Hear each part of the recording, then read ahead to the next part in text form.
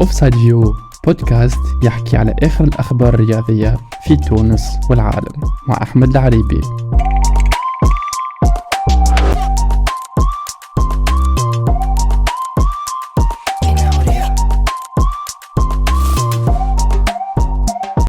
عسلامة الناس الكل، مرحبا بكم مرة أخرى معنا في بودكاست جديد The Offside View.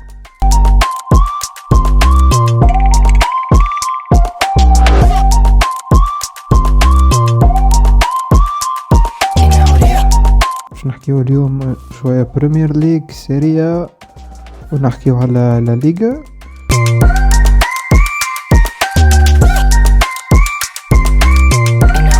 عنا فيكتوار السيتي كونتر ليفربول 4-1 رباعية لهدف، ماركة هدف ليفربول محمد صلاح، وماركة هدف السيتي غندوغان، غريليتش وجوليان ألفاريز. هذا يمكن السيتي تخلي تشدد في الملاحقة مع أرسنال اللي ربحت زاد 4-1 مع ليدز.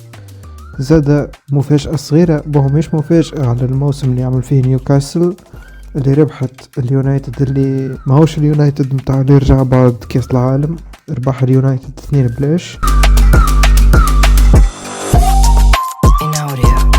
زاد نذكروا انه برشلونة ربحت إلتشي 4-0 والريال ربحت رايو فايكانو 6-0.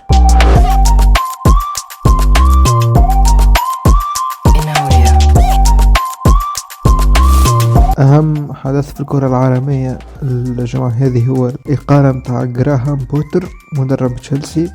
نحكي عليه شوية. الإقالة اللي هي كانت متوقعة أما مش استوخرت شوية معنا. ذكروا أنه تشيلسي يحتل مركز 11 في البريمير ليج، اللي هي حاجة مصيرش ديما معنا، ما تعودناش تشيلسي نشوفه في المركز 11، خاصة الإقالة صارت قبل جمعة ونص من ماتش الريال. ذكروا زاد قبل ب3 أيام من ماتش كبير برشا مع ليفربول نهار الأربعاء.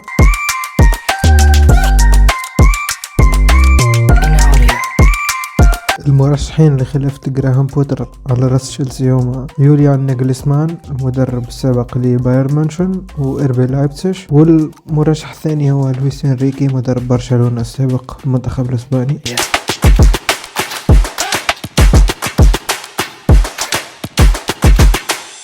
زاد إقالة أخرى في البريمير ليج هي أنطونيو كونتي اللي فك الترابط مع نادي توتنهام هوتسبيرز.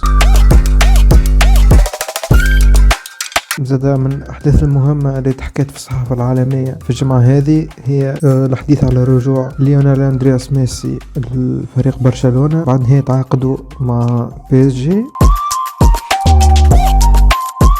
الحاجة اللي نختموا بها البودكاست متاعنا هي المفاجأة اللي صارت بارابور السيزون اللي تعمل فيها نابولي، اللي هي انه الميلان ربحت نابولي 4-0 في استاد دييغو أرماندو مارادونا. هذا الكل قبل الكارد فينال متاع الشامبيونز ليج اللي باش يعاود يجمعهم مع بعضهم جمعة ونص أخرى. باي باي ونتقابلوا في الحلقة الجاية.